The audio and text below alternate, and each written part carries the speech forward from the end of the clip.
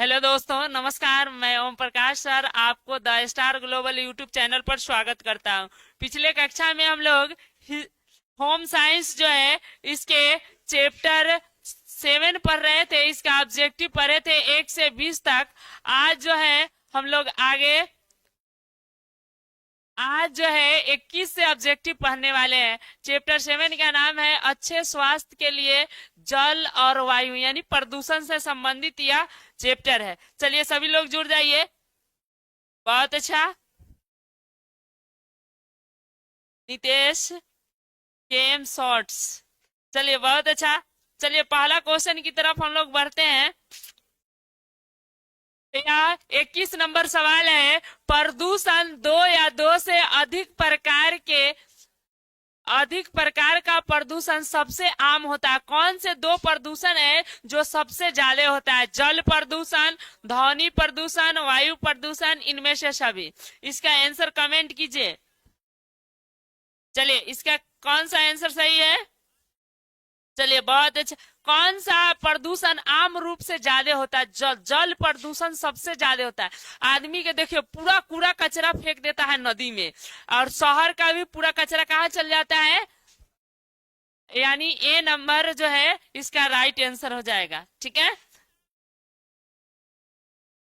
चलिए अगला सवाल की तरफ बढ़ते हैं। दूसरा नंबर क्वेश्चन है, पानी के स्रोत पानी के स्रोत और शौचालय के गड्ढों की दूरी कम से कम कितना होना चाहिए? पानी के स्रोत और शौचालय की गड्ढे की दूरी कम से कम कितना होना चाहिए? कम से कम 3 मीटर, कम से कम 6 मीटर, कम से कम 8 मीटर, 10 मीटर, कितना होना चाहिए? इसका आंसर कमेंट कीजिए आप लोग।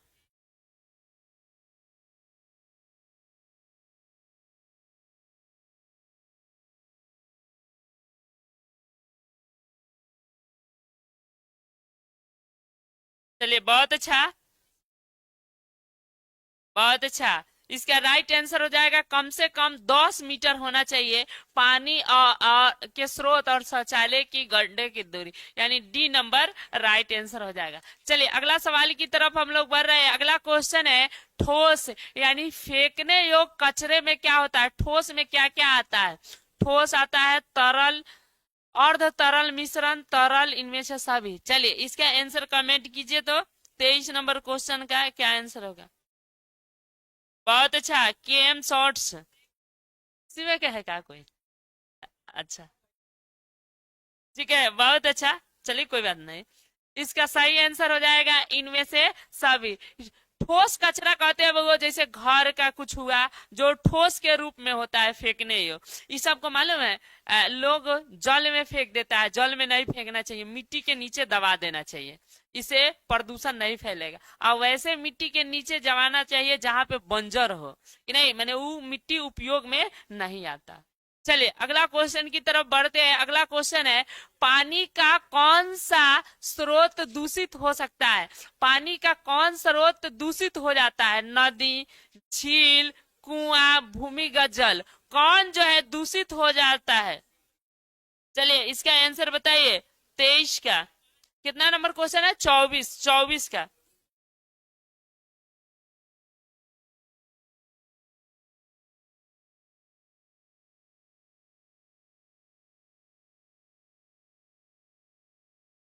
इसका है बात नहीं।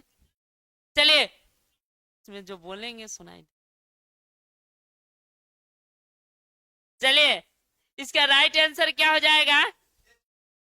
देखिए कौन सा स्रोत दूषित हो सकता है? तो सबसे ज्यादा आपको बता दो, नदी दूषित होता है। क्या? नदी सबसे ज्यादा दूषित होता है, यानी ए नंबर इसका राइट आंसर होगा। उसमें अलग दिया है वो अलग। देखिए भूमिगत जल उतना कहाँ से। हाँ कुछ। ठीक है, क्वेश्चन के अनुसार ये आंसर सही है। ठीक है। चलिए अगला क्वेश्चन की तरफ हम लोग बढ़ते हैं। आगे है, स्वच्छता किसके द्वारा सुनिश्चित होती है? गांव के लोगों के द्वारा, स्वयं सेवकों के द्वारा, ग्राम पंचायत के द्वारा, इनमें से सब। स्वच्छता कौन जो है ज्यादा उत्तरदायी हो सकता है? चलिए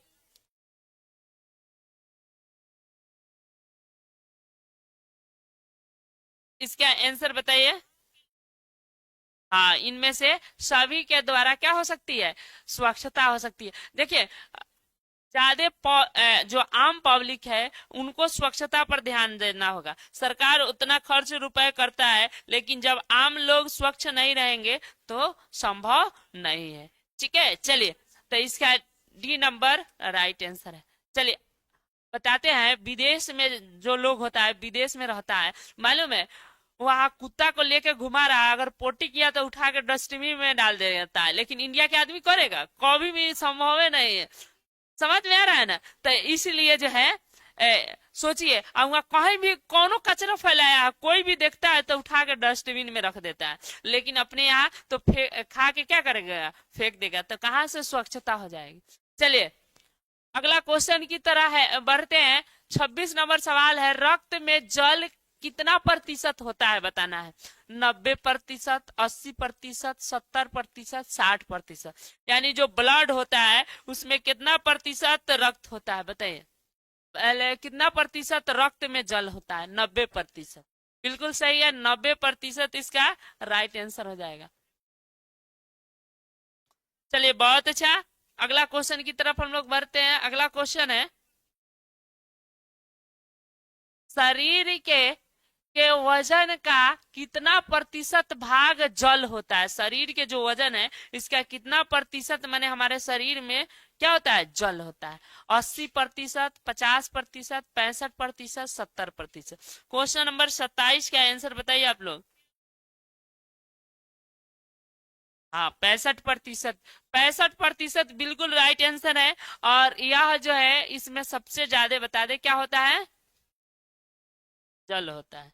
चलिए, अगला क्वेश्चन की तरफ हम लोग बढ़ते हैं। अगला क्वेश्चन है, पीने वाले पीने वाले पानी को साफ करने के लिए निम्न में से किसका उपयोग होता है? कथी के उपयोग करके पीने वाले पानी को साफ कर सकते हैं? नमक का, ग्लूकोज का, सोडियम का, ब्लीचिंग का, किस चीज का उपयोग होता है? चलिए, क्वेश्चन नंबर 28 का आंसर बताइए। ठीक है, ब्लीचिंग पाउडर होता है। बहुत अच्छा, बिल्कुल सही। ब्लीचिंग पाउडर का उपयोग सबसे ज्यादा होता है और इसी से जल को स्वच्छ बनाया जाता है, यानी डी नंबर राइट आंसर हो जाएगा।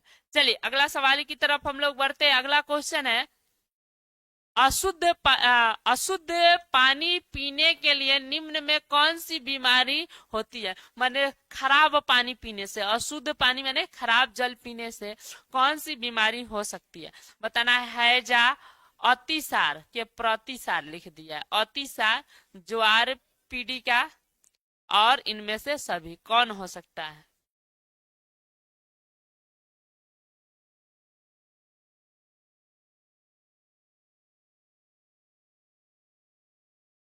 म्यूजिकल शॉर्ट्स, हेलो सर, बोलिए, क्या बात है, बोलिए।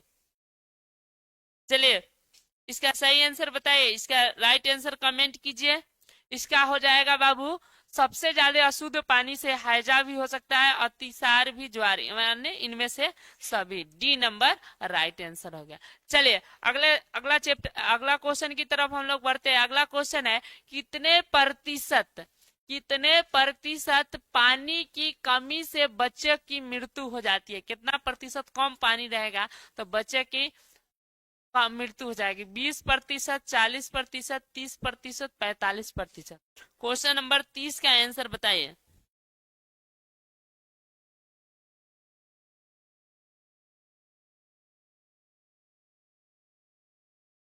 इसका राइट आंसर कमेंट कीजिए। इसका राइट आंसर हो जाएगा 20%।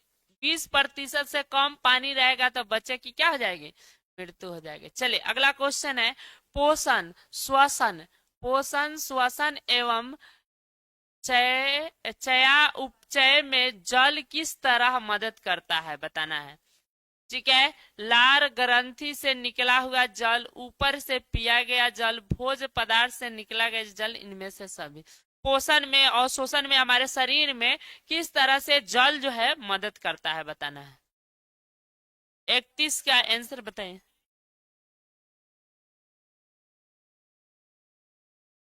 अच्छा, इनमें से सभी, ठीक है।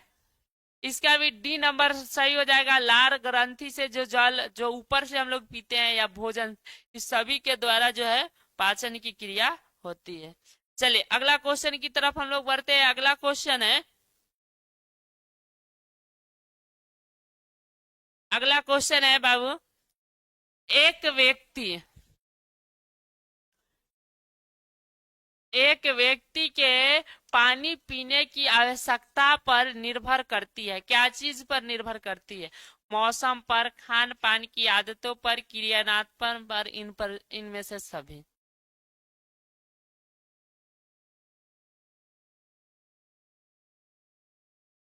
ठीक है, देखिए एक व्यक्ति जो है पानी पीने की आवश्यकता कथी मौसम पर निर्भर। जैसे ठंडा में देखिए आदमी नहीं पानी पीना चाहता, कम पानी, लेकिन गर्मी में ज्यादा।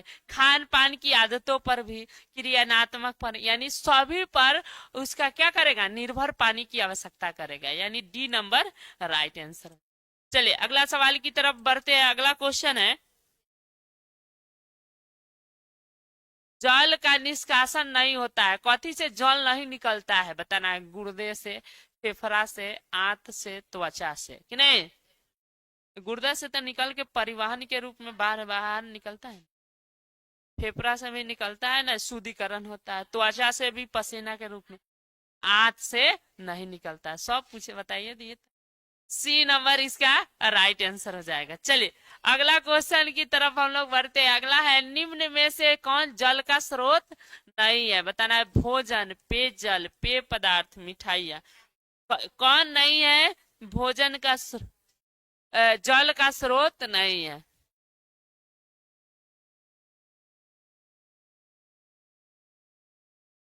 चलिए, हाँ देखिए इसमें भी जल की आवश्यकता है। पेयजल में, पीने वाले पदार्थ में भी जल की, मिठाई में जल की आवश्यकता नहीं है। बनाने में क्या आवश्यकता है? चले अगला क्वेश्चन की तरफ बढ़ते हैं। अगला क्वेश्चन है, शरीर से जल का व्यय किसके द्वारा नहीं होता है? कौन क्रिया द्वारा जल का व्यय खर्च नहीं होता है? श्वसन में, नहाने में, पसीना में, शरीर का बर्फ पर रखने में, किसमें नहीं होता है? क्वेश्चन नंबर 35 हो जाएगा। 35 का आंसर बताइए। व्यय नहीं होता है, सबसे ज्यादा व्यय जो है नहीं होता है। देखिए शरीर को बर्फ पर रख रहे हैं तो बर्फ, तो जल का व्यय हो रहा है ना। बर्फ क्या है? हाँ, श्वसन में नहीं होता। श्वसन में, सांस लेने में जल की क्या भूमिका है? कुछ भूमिका नहीं है। लेकिन नहाने में जल का उपयोग कर रहे हैं, पसीना में, और शरीर को बर्फ पर रख रहा है तो उसमें भी तो जल का उपयोग हो रहा है ना। ठीक है, चलिए यानी इसका ए नंबर राइट आंसर हो जाएगा। चलिए अगला क्वेश्चन की तरफ हम लोग बढ़ते हैं। अगला क्वेश्चन है, व्यक्ति के जल की आवश्यकता किस पर निर्भर करती है? व्यक्ति की जल की आवश्यकता किस पर निर्भर करती है? क्रिया पर, भोजन के प्रकार पर, जलवायु पर, इनमें से सभी। किस किस पर निर्भर करती है?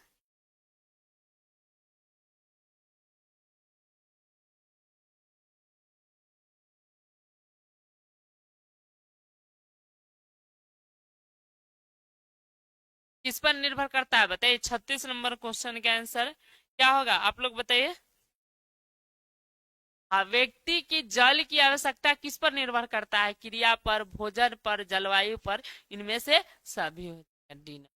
चलिए अगला 37 नंबर सवाल की तरफ हम लोग बढ़ते हैं। अगला क्वेश्चन है, निम्न में कौन सही नहीं है? बताना है गलत है कि नहीं। मल मूत्र पानी के रूप में अघुलनशील होता है। जल भोजन को संतुलित करता है। निर्जलीकरण घातक हो सकता है। जल की प्राप्ति भोजन से ही होती है। कौन सही नहीं है?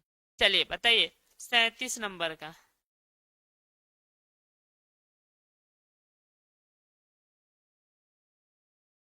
कौन सही नहीं होता है? देखिए जल जो है भोजन को संतुलित करता है, एकदम बात सही है। निर्जलीकरण घातक हो सकती है, ज्यादा ठंडा शरीर के लिए घात। निर्जलीकरण माने फ्रिज उरीज के पानी खूब पी लिए तो वो भी घातक हो सकता है। जल की प्राप्ति भोजन से होता है कि नहीं? चलिए यही नहीं होगा। जो मल मूत्र त्याग करते हैं वो पानी में अघुलनशील होता है, घुल जाता है, मिल जाता है ना, तो यही हो जाए कि नहीं। यानी ए नंबर इसका राइट आंसर। ठीक है, कंपटीशन में इसी तरह पूछता है कौन सही है कौन नहीं है। ठीक है, अब किताब में तो नहीं पूछता है, लेकिन जाइएगा ना बड़का बड़का एग्जाम देने तो उसमें इसी तरह। शरीर के ऊतक का मूल आधार क्या है? ऊतक क्या चीज से बनता है? सोडियम से, वसा से, पोटेशियम से, जल से बताना है। ठीक है, 38 नंबर का आंसर क्या चीज से बनता है? जल। मूल आधार क्या है? जल है कि नहीं? तो यानी डी नंबर राइट आंसर। चलिए अगला क्वेश्चन की तरफ हम लोग बढ़ते हैं।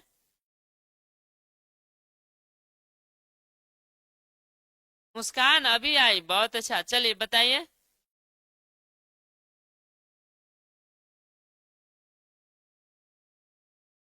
चलिए अगला क्वेश्चन है।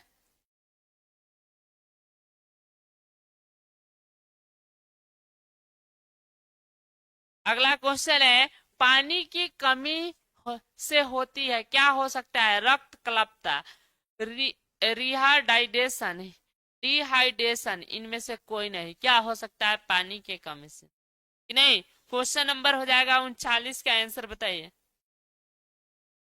और पानी के कमी से क्या होता है? आप लोग का कौन सा आंसर है? इसका सही आंसर है डिहाइड्रेशन, सी नंबर हो जाएगा। ठीक है, यह हो जाए। चलिए अगला क्वेश्चन की तरफ हम लोग बढ़ते हैं। अगला क्वेश्चन है, निर्जलीकरण के कारण मरने वाले रोगी को क्या पिलाकर बचाया जा सकता है? मैंने खूब ठंडा पानी पी लिया है, वो मरने, तो क्या चीज उसमें गर्मी चाहिए उसको, तो कौन से चीज पर पिलाया जाता है? ORS का घोल, चाय, उबाला पानी, नींबू पानी, क्या पिलाया जा सकता है बताइए। क्या ORS का घोल, ये गर्म होता है कि नहीं, और इसको पिला के क्या कर दिया जा सकता है बच्चा? चाय वो दे सकते हैं, लेकिन ज्यादा दवाई ज्यादा काम करेगा ना। ठीक है, आगे है, नदी से पानी प्राप्त करने वाला स्रोत है, कौन है? कुआं है, water works, hand pump, tubewell. माने नदी से कवना में पानी आ सकता है बताइए।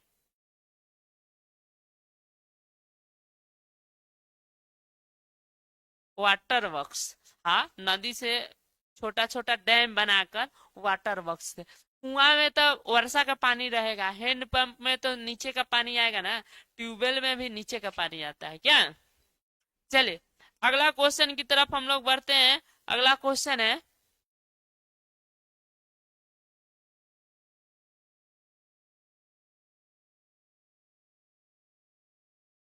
अगला क्वेश्चन है, स्वच्छ जल होता है, कैसन होता है? रंगहीन, गंधहीन, कीटाणु रहित, इनमें से सभी।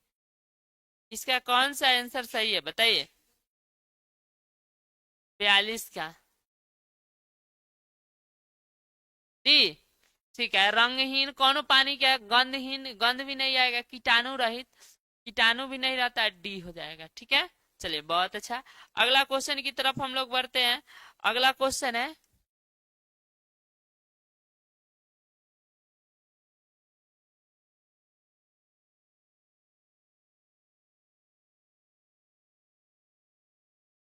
चलिए अगला क्वेश्चन है, ध्वनि प्रदूषण का कारण हो सकता है, ध्वनि प्रदूषण से क्या हो सकता है?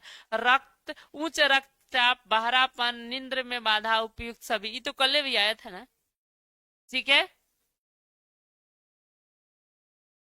क्या हो जाएगा? ध्वनि प्रदूषण के कारण रक्तचाप यानी टेंशन बढ़ जाता है, ब्लड प्रेशर, बहरापन भी हो जाएगा, ज्यादा आवाज सुन लीजिए ना। देखते होंगे कि कौन आदमी एथी उथी पर काम करता है, गैरेज में चाहे ढाबा हुआ पर, बहुत दिन तक ट्रक की आवाज सुनल है, तो उसको जो है ना बहरापन हो जाता है, ओकरा कोनो बात बोलिएगा ना तो सुनाई ही नहीं देता है। नींद में भी बाधा देता है, साउंड जानिए रहे, उपयुक्त तो सभी हो। चलिए,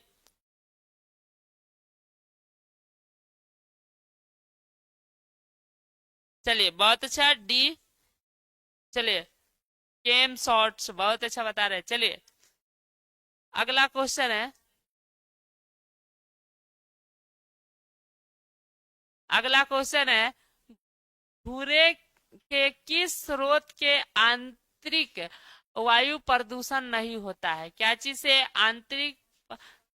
मच्छर कुंडलन यानी काइल जो जलाते नहीं है मच्छर, वाहन से, सिगरेट से, चूल्हा से, किससे जो है वो क्या हो सकता है? वायु प्रदूषण नहीं हो सकता है, बताना है किससे नहीं हो सकता है वायु प्रदूषण?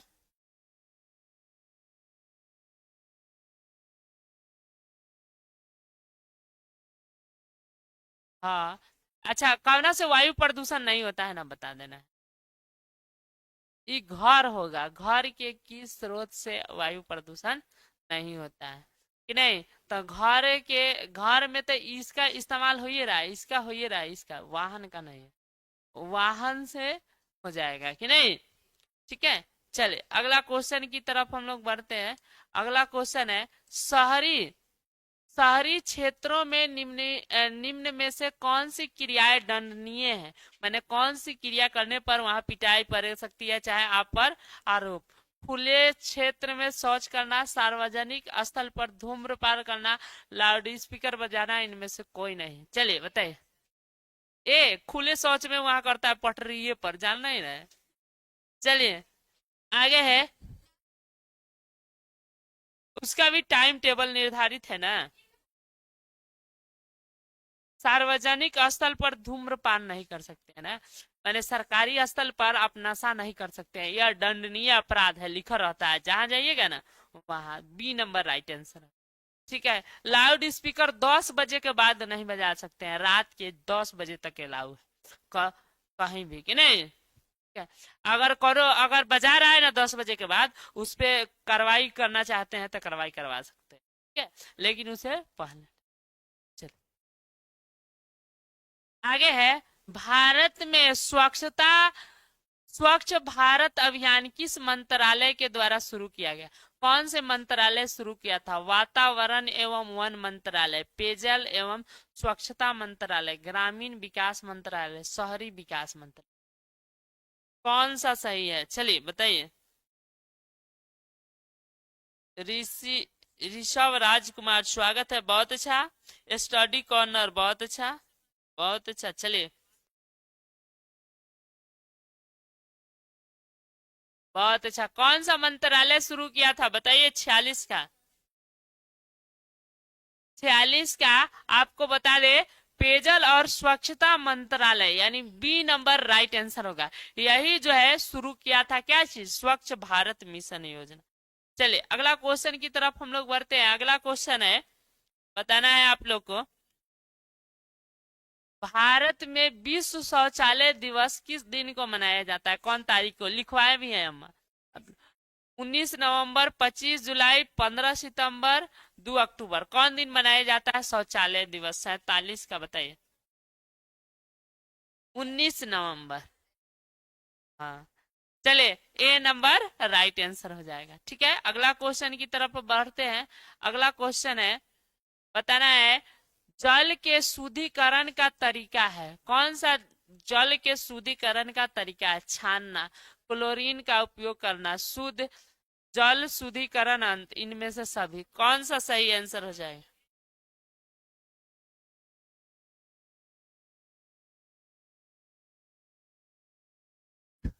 ठीक है, जल के शुद्धिकरण का तरीका है इनमें से सब, छान के भी, क्लोरीन का उपयोग करके भी। ठीक है, डी नंबर राइट आंसर हो जाएगा। चलिए अगला क्वेश्चन की तरफ बढ़ते हैं। अगला क्वेश्चन है, ग्रामीण क्षेत्रों में कौन भूमि प्रदूषण का कारण नहीं है? ग्रामीण क्षेत्रों में बहुत अच्छा, ऋषभ राज्य और स्टडी कॉर्नर, बहुत अच्छा। चलिए बताइए, ग्रामीण क्षेत्रों में कौन भूमि प्रदूषण का कारण नहीं है? नालियों का उपयोग,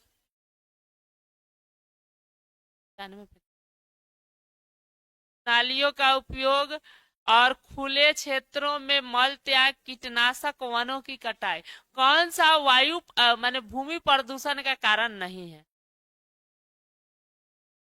चलिए 49 का आंसर आप लोग कमेंट कीजिए कि नहीं। हाँ, नालियों की पानी, ग्रामीण क्षेत्रों में तो नाली की पानी होता ही नहीं। ए नंबर राइट आंसर हो जाएगा। बहुत अच्छा ऋषभ राज, स्टडी बहुत अच्छा। Study corner.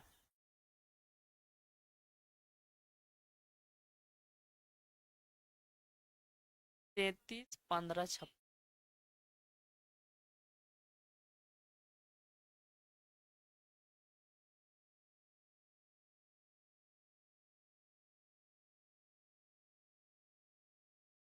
चलिए अगला 50 नंबर क्वेश्चन की तरफ बढ़ते हैं। अगला क्वेश्चन है जल की संरचना है। जल माने कथी से बना है? एकदम आसान सवाल है। H2A का फॉर्मूला होता है। ऑक्सीजन और हाइड्रोजन से, नाइट्रोजन से, क्लोरीन से, हीलियम से। बहुत ही आसान सवाल है। चलिए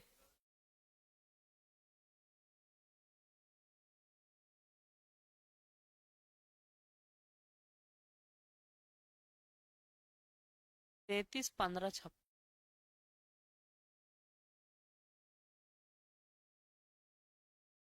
एच H2O, देखिए नाम से स्पष्ट है, हाइड्रोजन और ऑक्सीजन। कभी कभी पूछे कि कितना अनुपात होता है, तो देखिए H2 है ना, तो 2:1 के मिलने से जल बनता है। ठीक है, चलिए अगला क्वेश्चन की तरफ बढ़ते हैं। अगला क्वेश्चन है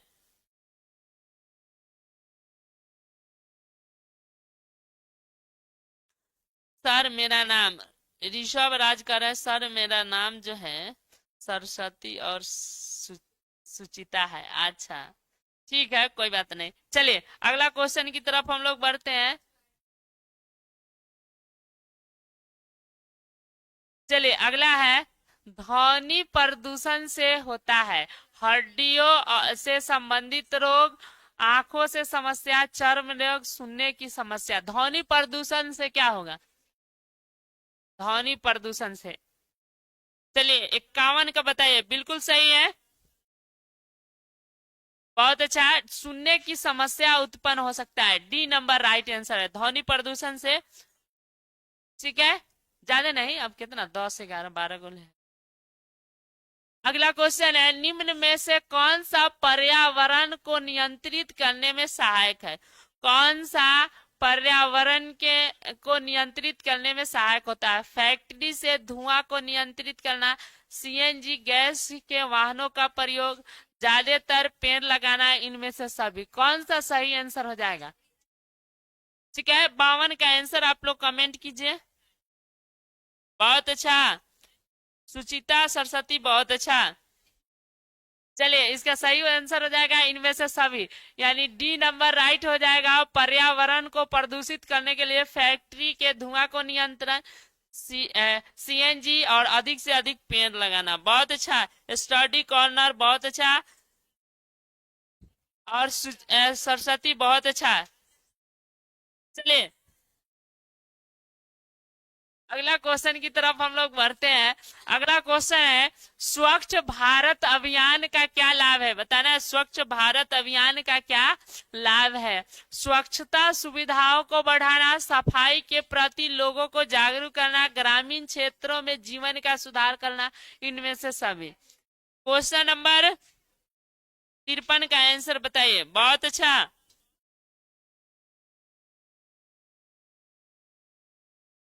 सरस्वती और स्टडी के कॉर्नर का शानदार प्रदर्शन है। चलिए इसका राइट आंसर हो जाएगा बाबू, याद रखना है इनमें से सभी। देखिए स्वच्छता मिशन याद रखना है, गांधी जी के जन्म पर 2 अक्टूबर 2014 को शुरू किया गया था और इसका मेन उद्देश्य था स्वच्छता सुविधाओं को बढ़ाना, सफाई के प्रति लोगों को जागरूक करना, ग्रामीण स्तर के जीवनों में सुधार करना, यानी डी नंबर राइट आंसर हो जाएगा। बहुत अच्छा स्टडी कॉर्नर और सरस्वती का बहुत अच्छा आंसर है। चलिए अगला क्वेश्चन की तरफ हम लोग बढ़ते हैं।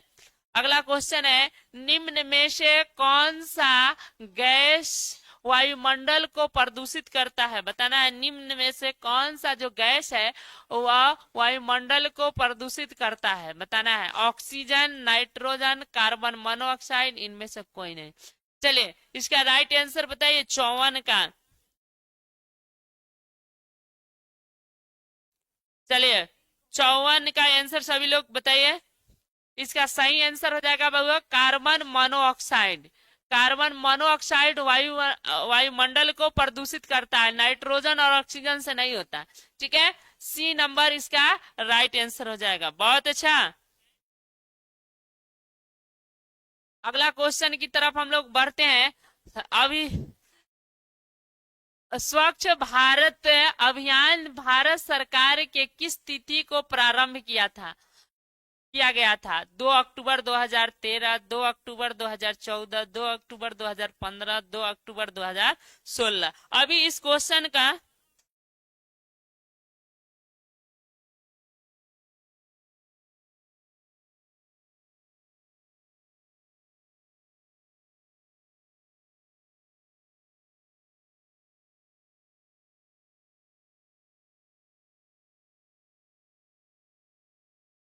सरस्वती पूछ रही है सर, पीडीएफ है मिलेगा होम साइंस का? जरूर मिल जाएगा। ठीक है, कमेंट में टेलीग्राम का लिंक भेज दिया जाएगा, उसे ज्वाइन कर लीजिएगा। ठीक है, और आपको पीडीएफ मिल जाएगा। चलिए, बहुत अच्छा। इसका आंसर बहुत अच्छा बता रहे हैं। चलिए, आप लोग का कौन सा आंसर है?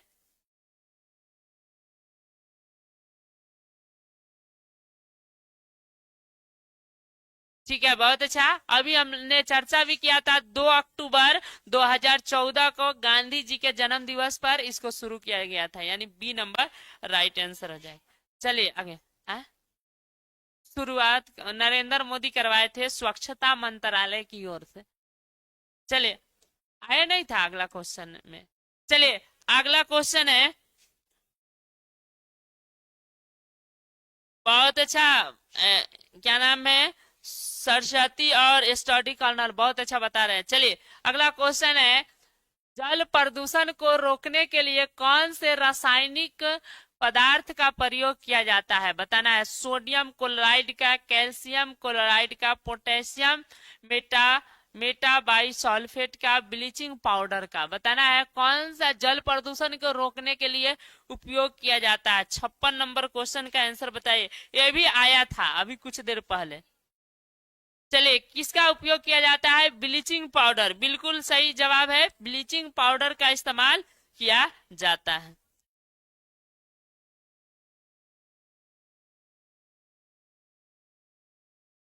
अगला क्वेश्चन है की तरफ हम लोग बढ़ते हैं। अगला क्वेश्चन है, निम्न में से कौन से ध्वनि प्रदूषण का आम कारण है? बताना है। ध्वनि प्रदूषण का कारण है निर्माण गतिविधियां, पटाखे, लाउड स्पीकर, यातायात। आम कारण क्या है? बताना है। क्वेश्चन नंबर हो गया आपका 57।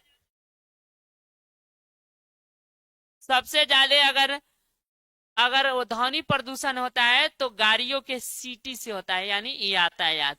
लाउड स्पीकर पटाखा तो कभी कभी बजता है, ज्यादा होता है आम है यातायात, यानी डी नंबर राइट आंसर है।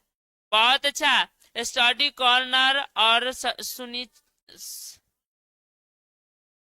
सरस्वती का बहुत अच्छा आंसर है। चलिए, अगला क्वेश्चन की तरफ हम लोग बढ़ते हैं।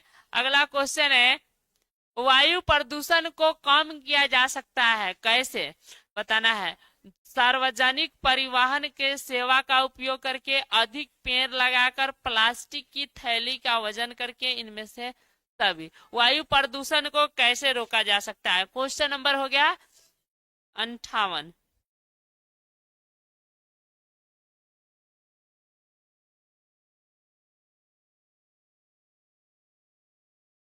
चलिए, सार्वजनिक परिवहन की सेवा को कम करके, वायु प्रदूषण को, अधिक पेड़ लगा के, प्लास्टिक की थैली को कम करके, इनमें से सभी तरीका से वायु प्रदूषण को कम किया जा सकता है। बहुत अच्छा। सरस्वती एंड स्टडी कॉर्नर, बहुत अच्छा। अगला क्वेश्चन की तरफ हम लोग बढ़ते हैं। अगला क्वेश्चन है, घरेलू वायु प्रदूषण का क्या कारण हो सकता है? खाना पकाने के लिए उपयुक्त ईंधन, मच्छर मारकर, तंबाकू, धूम्रपान, इनमें से सभी। घरेलू वायु प्रदूषण का क्या कारण होता है? बताइए।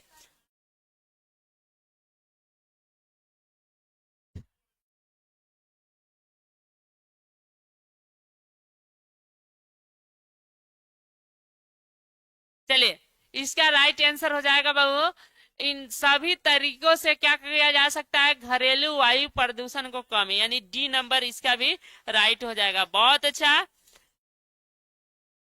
बहुत अच्छा। सरस्वती एंड सुनीता और स्टडी कॉर्नर बहुत अच्छा प्रदर्शन कर रहे हैं, बहुत खूब। चलिए सभी लोग लाइक कर दीजिएगा वीडियो को, और जो है अपने दोस्तों के पास शेयर कीजिएगा। फिर अब हिस्ट्री के क्लास में सभी लोग जुड़िएगा, कुछ ही क्षण बाद 11:30 से शुरू होगा। बहुत अच्छा। चलिए 60 नंबर सवाल की तरफ आते हैं। दूषित जल के पीने से कौन सा रोग होता है?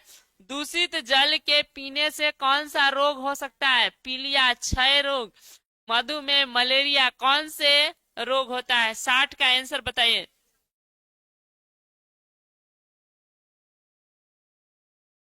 चलिए मलेरिया तो मच्छर के काटने से होता है, ये इंसुलिन की कमी से होता है। टीबी तो होगा नहीं। तो पीलिया रोग जो होता है दूषित जल पीने के कारण होता है, यानी ए नंबर राइट आंसर हो जाएगा। बहुत अच्छा सरस्वती।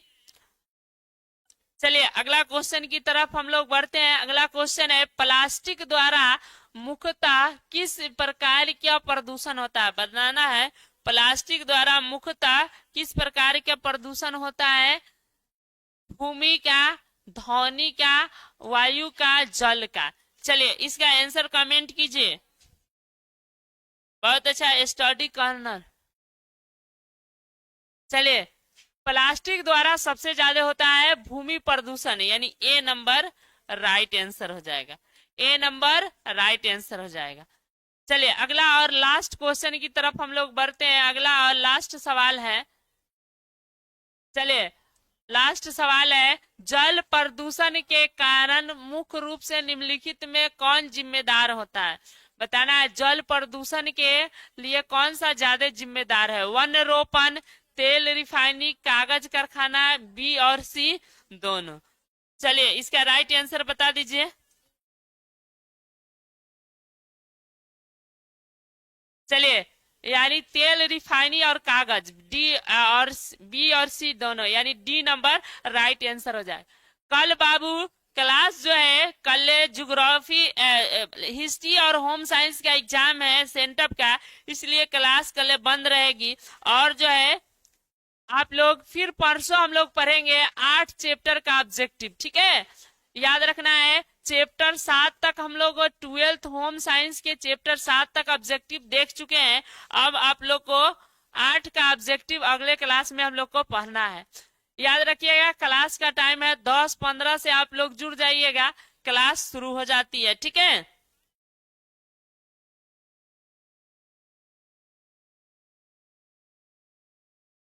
फिर मिलेंगे अगले वीडियो में, तब तक के लिए धन्यवाद। और आप लोग को बता दें हिस्ट्री का लाइव क्लास से थोड़ी देर में 11:30 से शुरू होगा, सभी लोग जुड़ जाइएगा। फिर मिलेंगे अगले क्लास में, तब तक के लिए जय हिंद, जय भारत।